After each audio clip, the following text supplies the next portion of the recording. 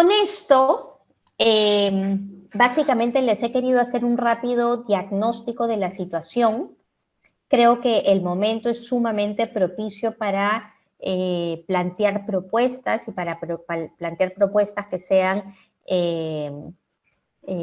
lejos de ser modestas, más bien que representen un cambio importante para el ciudadano. Y así como les he hablado de estos tres temas, quiero presentarles algunas propuestas en relación justamente a la rectoría, al financiamiento y a la prestación.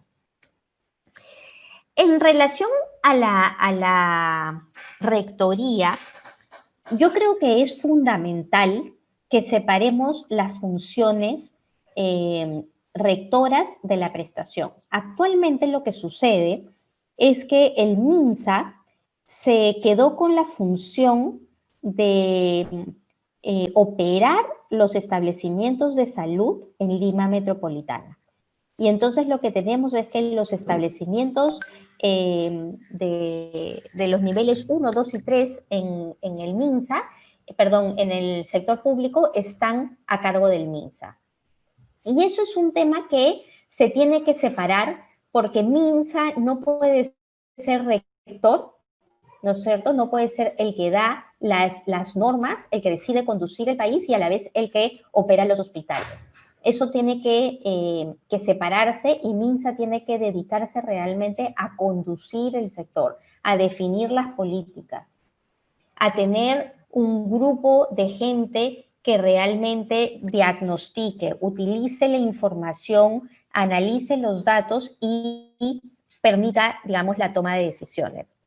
Si no tenemos un grupo fuerte de personas que estén mirando la política, que efectivamente vean cuáles son los problemas y le den continuidad, lo que terminamos teniendo son grupos de sabios contratados en momentos, digamos, de emergencia, que toman decisiones sin necesariamente conocer el sector o estar, digamos, habiendo pensado permanentemente estos temas, ¿no? El segundo tema que es fundamental es un sistema de información integrado, que responda a las necesidades, digamos, de digitalización que tenemos en estos momentos y que obviamente va a necesitar tener conectividad en todos los lugares donde tiene que aplicarse este sistema de información, tienen que ser interoperables, etcétera. Pero eso es fundamental, ¿no? Cuando hemos empezado la pandemia, no teníamos un sistema de información que permita saber cuántas camas teníamos en el país y cuántas camas estábamos disponibles. Se crea el aplicativo del SICOVID justamente para poder tener acceso a esta información y ahora por lo menos tenemos información de camas UCI, de ventiladores siendo utilizados, estando disponibles en distintos por establecimiento de salud. Y eso es fundamental. Entonces creo que sobre la base de esta experiencia toca realmente tener un sistema de información desde la historia clínica electrónica, que tiene que ser ya una realidad. O sea, eso está desde la primera vez que la ministra Massetti fue ministra en el MINSA y seguimos, digamos, sin ver eso hecho realidad, hasta los sistemas de información que tienen que ver con equipamiento, con medicamentos, etcétera, ¿no?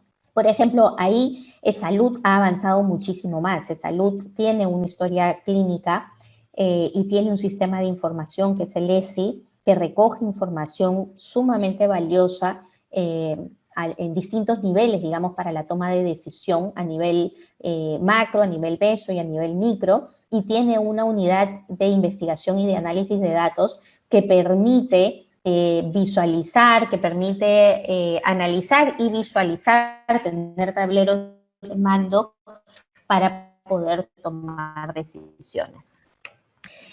En temas de financiamiento, tenemos acá dos propuestas. Primero es que el CIS o la entidad que se defina tiene que ser verdaderamente un seguro de salud, ¿no? El CIS tiene el nombre de Seguro Integral de Salud, pero lo único que tiene de seguro es el nombre, ¿sí? No es realmente una institución que administre los fondos de aseguramiento. no tiene capacidad de gestión, no tiene solvencia técnica y no aplica realmente lo que está en la normativa. Entonces, este tiene que ser un seguro público y para poder ser solvente, para poder tener, digamos, la capacidad de financiar las prestaciones de salud, este fondo tiene que recibir una prima por el número de afiliados que estén adscritos al SIS, que estén afiliados, digamos, en el seguro. Esto es como se manejan los seguros privados, para eso tenemos que tener un plan de beneficios definido en la ley marco del aseguramiento universal del 2009 se decidió que existía un plan de beneficios llamado PEAS, Plan Esencial de Aseguramiento de Salud, que definía el plan mínimo de beneficios que deberían de recibir los peruanos. Entonces, ese plan se tiene que costear, ¿no es cierto?, financiar el plan por la cantidad de afiliados que tiene. Y una vez que tenga ese financiamiento completo y no fragmentado entre variable, fijo, a través del MINSA, a través de las GORES, a través de APNOP, a través de PP, sino en un solo fondo, el monto completo, este fondo va a poder gestionar el riesgo y va a poder utilizar mecanismos de pago. Estos mecanismos de pago son una forma de comprar a los establecimientos de salud, a las CIPRES, ¿no es cierto?, donde se alineen de alguna manera los incentivos entre prestador y financiador. Por ejemplo, no es lo mismo que este seguro le pague a una IPRES por cada atención que uno recibe, a que le asigne un pago por cada afiliado y que la IPRES tenga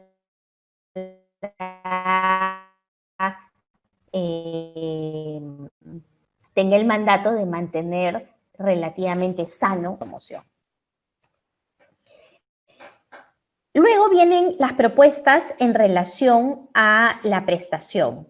Y aquí yo creo que cae de maduro que necesitamos tener todos los recursos integrados, ¿no es cierto? Esto quiere decir que la oferta de salud de e-salud, de los gobiernos regionales y de los privados, tienen que articularse para que puedan estar a disposición del ciudadano. ¿Cómo yo visualizo esto? Esto tiene ya una ley, tiene ya finalmente un reglamento y lo que falta es la decisión política para llevarlo a cabo, ¿no es cierto? Con todos los cambios que han habido de ministros y viceministros, han habido idas y vueltas, ha demorado muchísimo tiempo en salir el reglamento, pero ya lo tenemos, entonces es cuestión, digamos, de ir haciendo algunos pilotos para que realmente se vea cómo puede funcionar en el territorio una red integrada de salud. La idea de esta red es que utilice los recursos, la oferta, digamos, de servicios de salud en una determinada localidad, por ejemplo, en determinado distrito, que lo utilice de manera complementaria. En estos momentos lo que tenemos es una ley de categorización que hace que los establecimientos de salud del sector público necesiten, para tener una mayor categoría, es decir, para pasar de ser un establecimiento 1.4 a ser un 2.1, tiene que tener más servicios en el mismo establecimiento. Es decir, yo tengo que seguir invirtiendo en el establecimiento todos los servicios, cuando en realidad cruzando la plaza, digamos, puede haber un establecimiento de salud que tenga esos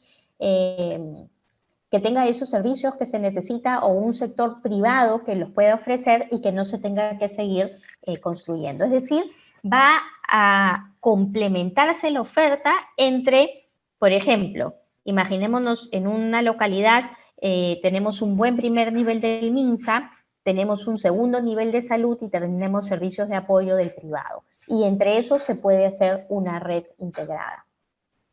Obviamente esa red integrada requiere de capacidades de gestión, ¿no? Manejar una RIS, manejar una red integrada no es lo mismo que manejar un establecimiento. Se tiene que tener la capacidad de articular, se tiene que tener buenos soportes de sistemas de información, se tiene que tener buena asignación de recursos estratégicos, de medicamentos y de suministros, pero siempre pensando en la población que se está atendiendo. A una RIS no se le mide por los resultados, digamos, tiene que rendir cuentas por determinadas condiciones de salud de la población, por ejemplo, población infantil vacunada, población diabética controlada, ¿no es cierto? Población de niños menores a 5 años sin anemia. Esos son los indicadores que deberíamos de tener, finales, ¿no es cierto?, de población que está correctamente atendida, no por funciones. Hay que tener una mirada de todo el proceso. Y el otro tema en prestación que a mí me parece fundamental es que necesitamos modernizar el modelo de inversión en hospitales, ¿no es cierto? Lo que tenemos ahora realmente es un desastre, no funciona, tenemos demoras de años y de años como si no costaran vidas, y cuando se termina y finalmente tenemos el kiosco, no tenemos quien lo opere, no tenemos recursos humanos suficiente, no tenemos recursos estratégicos. Entonces acá necesitamos modalidades de contratación de largo plazo que realmente lo que tengamos, que cambiemos de paradigma, ¿no? Que miremos no el cierre de brechas de infraestructura, sino el cierre de brechas de servicios de salud, ¿no es cierto? Lo que deberíamos de estar mirando es cuáles son los servicios de salud que yo necesito y no medir, digamos, las necesidades en términos de ladrillos. Finalmente, y he hablado poco del sector privado en esta presentación, en parte porque, como han visto, el sector privado es una parte muy chiquita, digamos, del problema de salud en el país. Pero no quiero dejar de mencionar que aquí se debería de ver al sector privado como un aliado justamente para poder brindar esta cobertura de calidad a más peruanos, ¿no es cierto? De tener esta idea, digamos, de contrataciones, de modalidades de contratación de largo plazo donde puedan intervenir los actores del sector privado. Sin embargo, sí creo también que es importante implementar mecanismos para que entren nuevos jugadores, ¿no? Ver la manera en que se pueda incrementar la competencia en el sector privado.